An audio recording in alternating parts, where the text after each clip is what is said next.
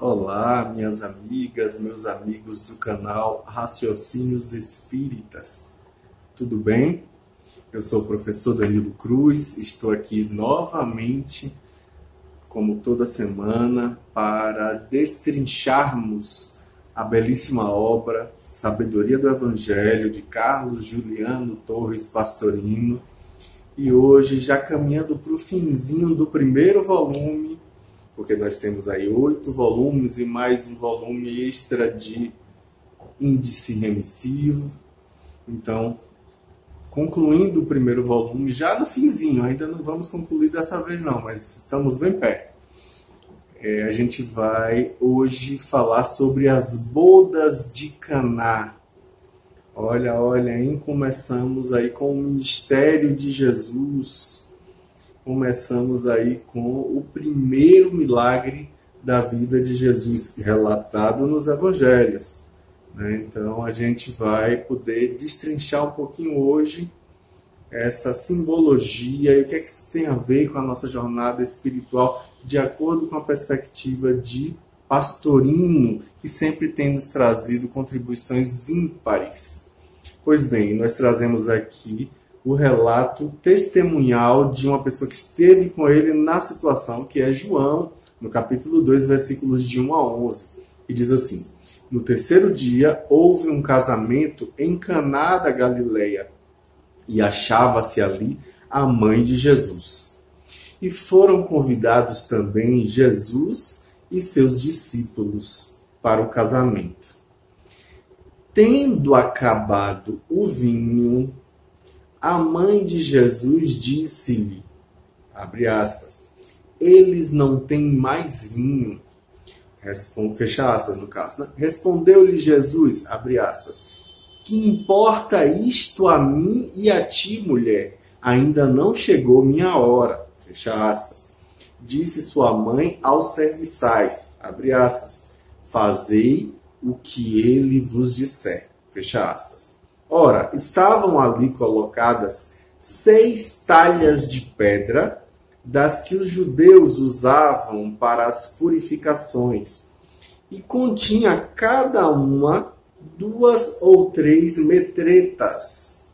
Disse-lhes Jesus, abrindo aspas, enchei de água as talhas, fecha as aspas. Eles as encheram até a borda. Então lhes disse, abre aspas, tirai agora e levai ao presidente do banquete. Fecha aspas. E eles o fizeram. Quando o presidente do banquete provou a água tornada em vinho, não sabendo de onde era, mas o sabiam os serviçais que haviam tirado a água, chamou o noivo e disse-lhe, abre aspas, todo homem põe primeiro o bom vinho, e quando os convidados se embriagaram, então lhes apresenta o mais recente. Mas tu guardaste o bom vinho até agora. Fecha aspas. Jesus fez esta primeira demonstração em Caná da Galileia e manifestou sua doutrina, e seus discípulos acreditaram nele. Terminou o texto do Evangelho. Olha só que interessante. Então, Pastorino vai dizer o quê?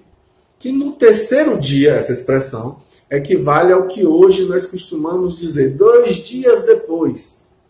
Os gregos e os romanos, ao estabelecer um lapso de tempo, começavam contando o próprio dia do início.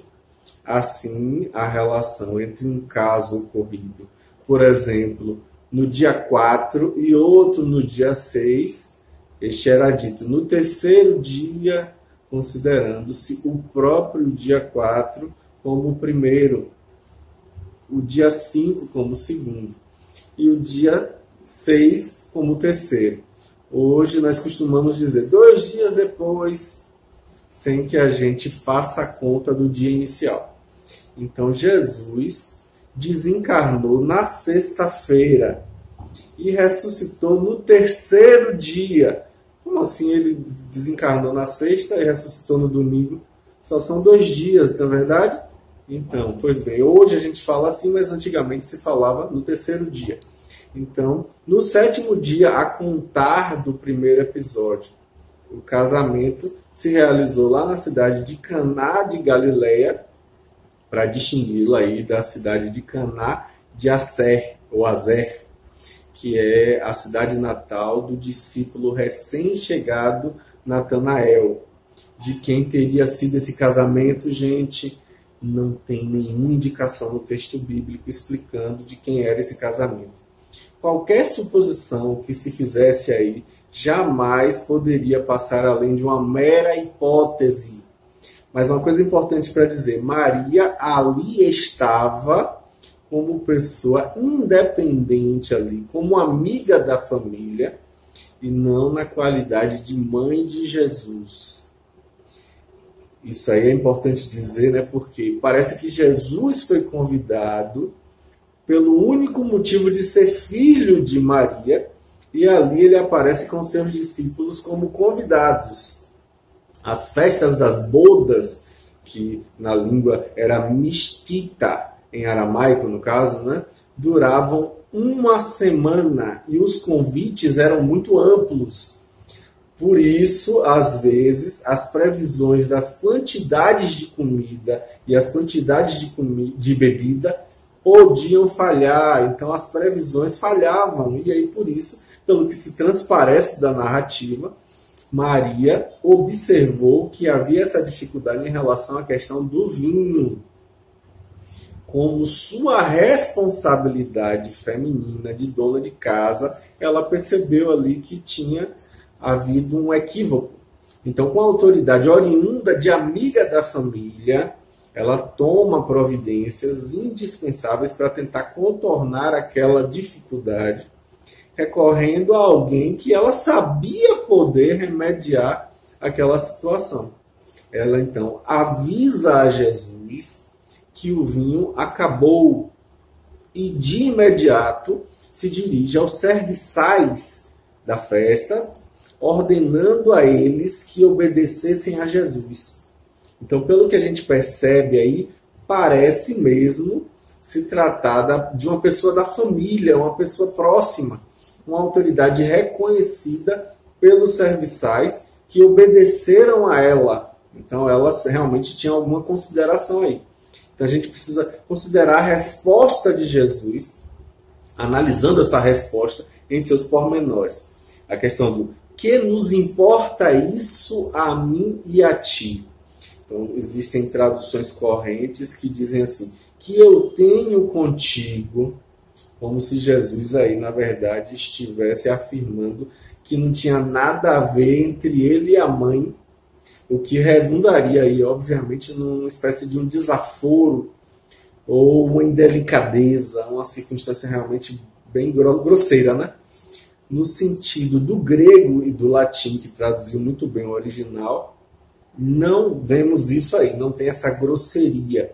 Então vamos lá, pelo latim, que é mais acessível, a gente vai ver que a tradução é qui mihi et tibi, corresponde aí literalmente ao original grego, que na verdade se trata de 2 dativos de interesse, ou dativos éticos, que são construídos em paralelo.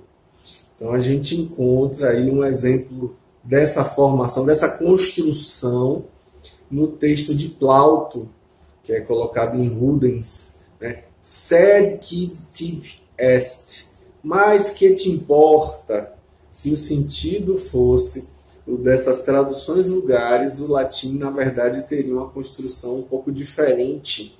Seria qui mihi tecum est, como a gente vê ainda também no texto de Plauto, conforme é trazido por Pastorino, né? Quid tibi mecum est rei, que é que tens comigo.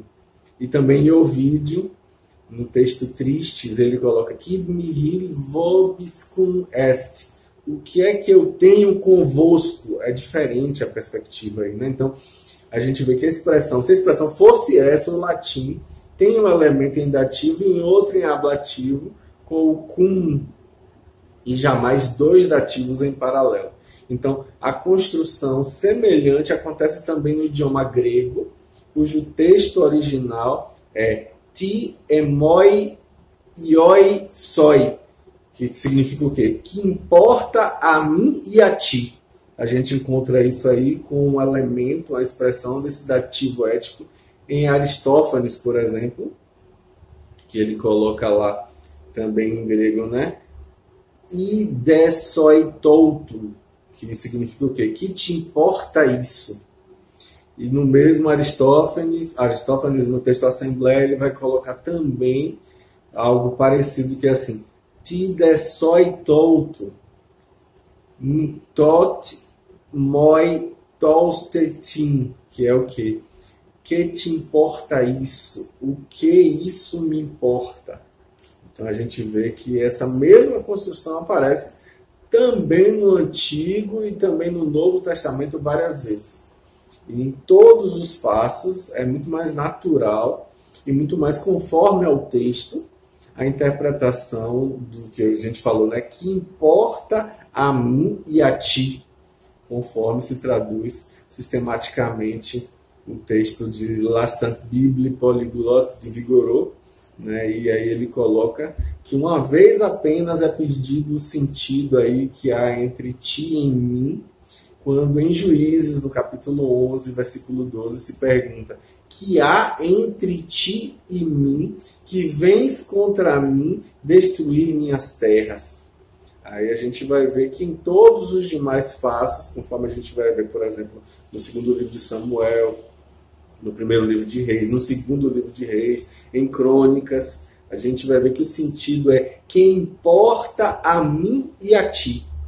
Inclusive, Pastorino levanta isso, né, que no Novo Testamento, no mesmo episódio narrado pelos três sinóticos, a gente vai ver Mateus, Marcos e Lucas, a frase, na verdade, poderia significar: que tens tu conosco, que é uma tradução vulgar, uma tradução bastante comum. Mas o sentido interno rejeita essa visão pela própria continuação. Filho de Deus, né? Ou Jesus de Nazaré.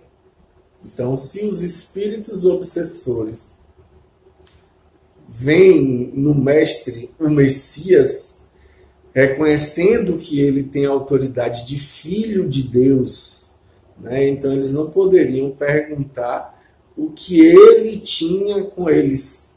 Seria um absurdo, logicamente.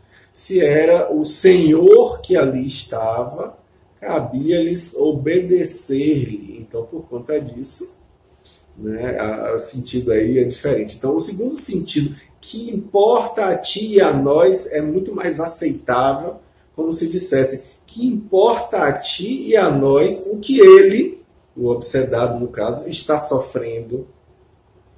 Como se naquela situação se salientasse que o sofrimento dele era kármico, que não tinha a ver com eles, né? Que, na verdade, ele estava se aproveitando disso e não tinha nenhuma importância por conta disso. Então, nem para eles, nem para o Messias Santos, o Filho de Deus, havia nenhum sentido se importar com aquela situação kármica. Mas nos parece aí que o sentido é claro, que se impõe como uma interpretação lógica, que importa a ti e a nós com o que se passa. O que a gente tem a ver com isso? Então, jamais existe uma oposição entre os dois interlocutores, a não ser no passo supracitado, né? O que eu falei anteriormente, de Juízes, né? Então, a palavra mulher, né? Também é importante falar sobre isso. Não tinha nada de ofensivo usar a palavra mulher, muito menos desrespeitoso entre os orientais, os gregos, os romanos, tanto quanto também não tinham nenhum tipo de visão de que isso seria desrespeitoso, do mesmo jeito que se usava a palavra homem. Então, se a semântica variou com o tempo, aí, se o significado mudou com o passar do tempo, emprestando a esse termo, muitas vezes, um olhar depreciativo, a culpa disso não cabe aí ao que empregavam, com todo respeito, naqueles idos, naquele tempo de Jesus. Hoje nós diríamos senhora, que é um termo que na época era desconhecido. Mas a gente, na verdade, vê que a palavra mulher era usado como um tratamento de mulher casada. em oposição aí ao Pártenos, que é virgem, e denota aí mesmo um carinho e uma consideração, conforme a gente vai ver. Por exemplo, o texto de Teócrito, ele diz: olha a mulher como ele te observa. Então aí é uma coisa interessante. Outra fala também: minha hora ainda não chegou.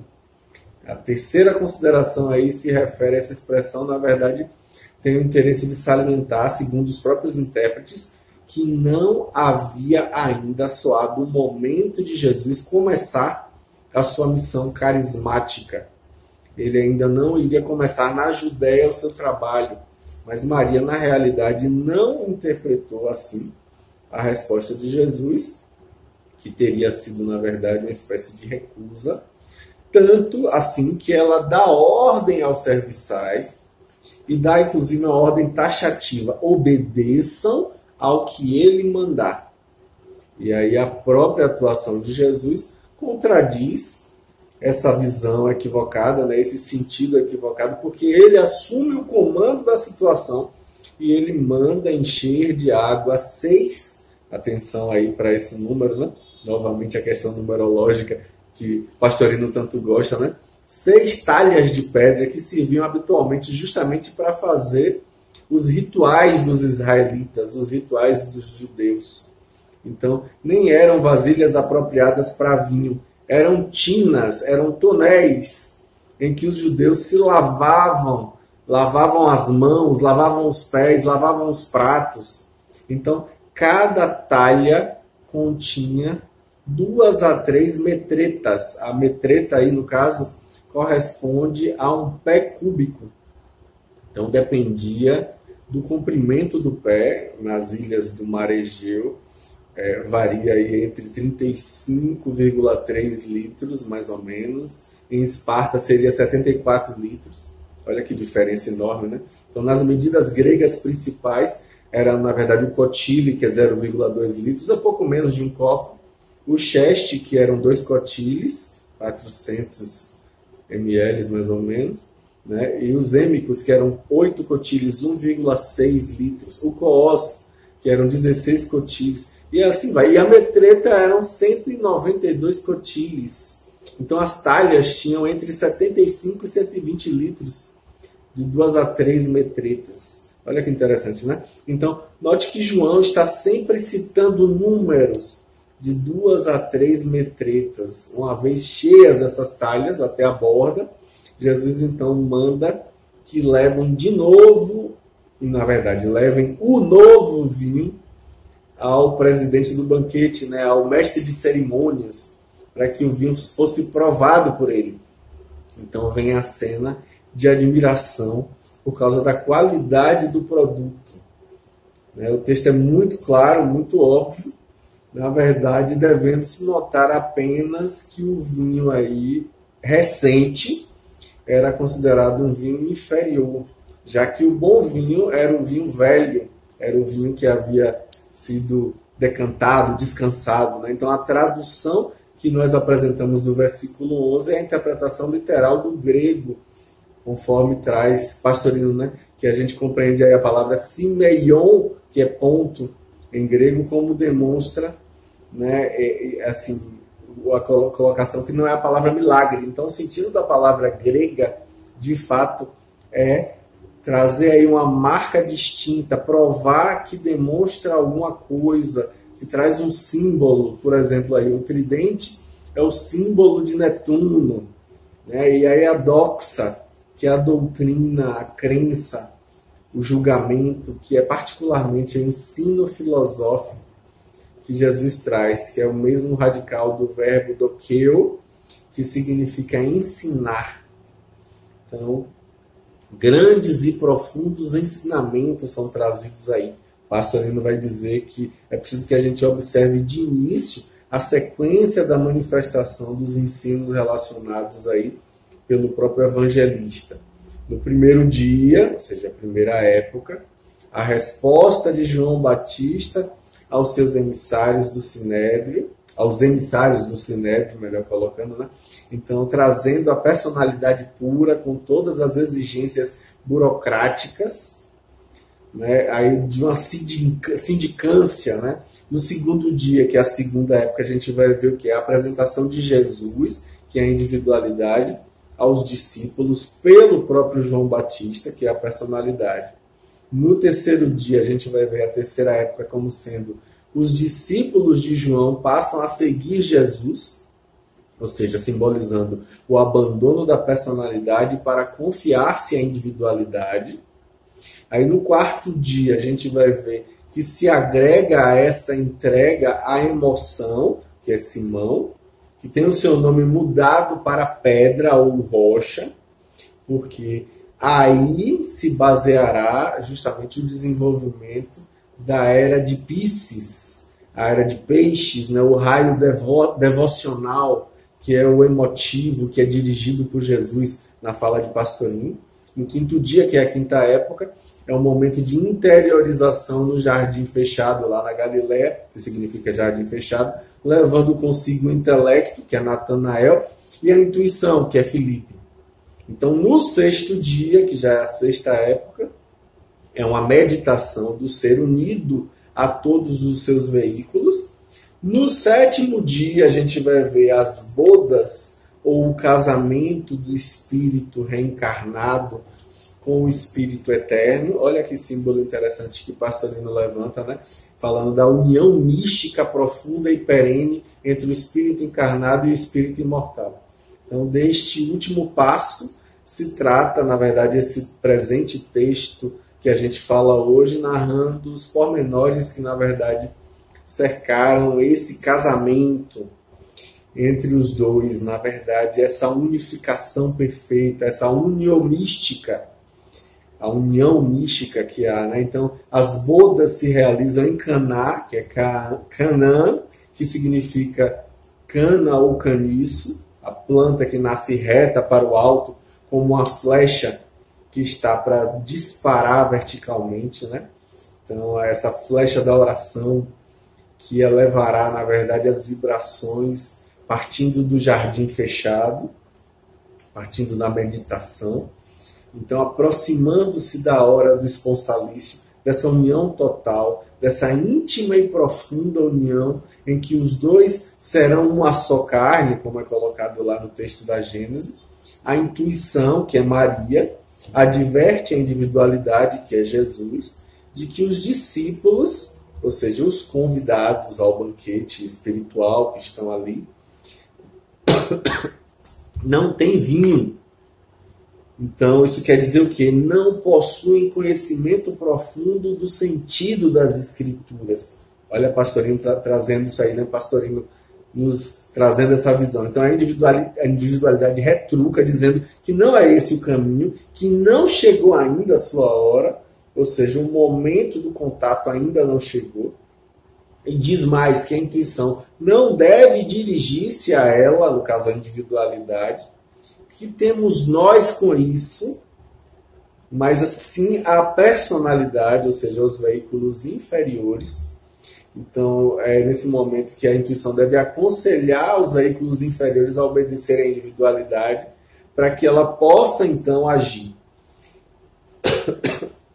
Compreendendo essa advertência, a intuição, então, volta-se para os veículos inferiores, que são os serviçais, que, na verdade, representam o corpo físico, o duplo etérico, usando as palavras de Pastorino, né? As sensações, as emoções, o intelecto, que servem ao espírito, à individualidade, na verdade. Então, o espírito, aí com E maiúsculo, então observa que ali se encontram 6 talhas de pedra. Esclareçam aí o sentido dos dois termos. Vamos lá. Pedra, que exprime a interpretação literal das Escrituras. Moisés recebeu os mandamentos gravados em pedras, conforme a gente vê lá em Êxodo, no capítulo 24 e no capítulo 31. A água, que simboliza aí a interpretação alegórica dessas mesmas Escrituras, o sentido extraído da letra, né? Porque Moisés feriu a pedra e dela saiu água, conforme a gente vê também no livro de Êxodo. E vinho, que é a sabedoria profunda o sentido simbólico, o sentido místico, o sentido espiritual que inebria os sedentos da verdade, que alegra o coração, que alegra a mente da criatura, conforme a gente vai ver lá nos Salmos, no Salmo 104. Então, juntamente com a música, a mais sublime das artes, né, como a gente vê em Eclesiastes, no capítulo 40. Então, quando a doutrina não é pura, Isaías o revela com essas palavras, né? O teu vinho está misturado com a água. A gente vai ver lá no primeiro capítulo de Isaías, no versículo 22. Então, a narrativa evangélica é muito clara. Tomando as escrituras sagradas, ou seja, as talhas de pedra, Jesus manda que os serviçais, ou seja, a personalidade, as encham de água, ou seja, de interpretações alegóricas. Eles o fazem, e o fazem bem, enchendo até a borda. Ou seja, eles esgotam os assuntos e as interpretações de que são capazes. Então, nesse momento, quando a personalidade finalmente está preparada, é que chega a individualidade representada metaforicamente aí como sendo Jesus, e transforma a água em vinho, ou seja, transforma os ensinos meramente alegóricos em ensinos simbólicos, místicos, espirituais, profundos, cheios de sabedoria. Então, nesse momento, ele lhes revela o que há de oculto na palavra sagrada. Depois de fazer isso, ele manda que levem essa sabedoria, que na verdade provém do coração, ao intelecto, que era o mestre de cerimônias, o presidente do banquete, a fim de ser por este examinada, por este provada, saboreada, julgada racionalmente. Então, o que acontece? O intelecto se maravilha diante daquela sabedoria e mostra ao candidato à união, o noivo, na verdade, na situação do esponsalício, que normalmente os homens não agem assim. O comum é dar-se aos convivas, ou seja, às criaturas, uma boa doutrina até que eles se embriaguem com ela, melhor dizendo, se fanatizem, digamos assim. E depois, então, quando querem aprofundar mais, é que colocam-lhe entre as mãos o vinho ordinário, ou seja, os ensinamentos medíocres, medianos, que são aceitos sem discernimento e sem critério da razão. Por quê? Porque eles já estão embriagados e já estão fanatizados, se a gente pode falar desse jeito. Então, nesse caso, porém, aconteceu o inverso. Foram sendo distribuídos vinhos mais ordinários, ou seja, doutrinas simples, doutrinas ingênuas, e só no final que lhes é dada a sabedoria profunda. Então, o evangelista nota que o intelecto, ou seja, o presidente do banquete, não sabia de onde provinha aquela sabedoria. Ele não tinha certeza de onde é que vinha aquilo. Mas os serviçais sabiam, a personalidade sabia, que haviam colhido, na verdade, apenas a água da interpretação alegórica. Então, a gente vai ver, como diz Pastorino, que realmente ainda até hoje o intelecto não se deu conta de que a sabedoria profunda vem do coração. Até hoje, a gente ainda não sabe que para ser sentido tem que para fazer sentido tem que ser sentido. A gente ainda reluta em aceitar, porque o coração é apenas um aglomerado de células musculares propulsoras de sangue, segundo o olhar racional, como disse Pastorino. Então, como se o cérebro intermediário do intelecto que raciocina não fosse apenas um conglomerado de células nervosas, por sua vez, né? Então, o intelecto ainda ignora que cérebro e coração são apenas pontes e que, na realidade, o intelecto pertence ao espírito imortal. Espírito aí, no caso, com E minúsculo, simbolizando a personalidade, e a mente pertence ao espírito, com E maiúsculo, simbolizando a individualidade, com E maiúsculo, né, no caso. Então, o bom vinho que os convivas beberam foi bebido exatamente nesse momento de união mística, quando os segredos da amada são revelados ao amante. Numa situação de união total, em que o vinho permeia todas as células, em que a sabedoria nos embriaga, leva justamente, o sangue leva toda essa sabedoria. A sabedoria penetra e vai impregnar todos os escaninhos do ser, quando finalmente a criatura atinge o estado de consciência cósmica. E aí o evangelista ainda salienta em conclusão: esta foi a primeira demonstração da individualidade à personalidade, ou seja, aos discípulos, revelando-lhes a doutrina profunda. Então, os discípulos acreditaram, e aí, depois da situação da união do espírito com E maiúsculo, com o espírito com E minúsculo, o espírito com E minúsculo se convence e se entrega incondicionalmente a essa evidência dos acontecimentos. Então, a gente vê, né, que tem tanta coisa simbólica interessante para a gente aprender com relação à história da vida de Jesus. Essa visão de Pastorino nos instiga para que a gente vá além do óbvio, além do que está ali de maneira muito clara, colocado. Existe algo ali de maneira muito mais profunda, que está ali colocado também, mas a gente às vezes passa batido e não consegue enxergar. Às vezes a gente simplesmente se nega a ver o que está ali por trás daquela circunstância. Então é interessante quando a gente percebe que nesse primeiro milagre feito por Jesus, segundo os relatos bíblicos, existe uma simbologia aí com relação à chegada da sabedoria em nós, com esse casamento entre o espírito e o espírito, o E maiúsculo e o E minúsculo. É interessante essa visão. Então, que a gente se instigue, que a gente se sinta motivado, inspirado, né, que estimulado justamente a buscar mais visões, mais olhares, aprofundar mais perspectivas para tentar compreender como é que isso nos toca em termos de nossa jornada evolutiva, nossa jornada espiritual. Sexta que vem tem mais. A gente já vai caminhar aí para o fim, né, do primeiro volume.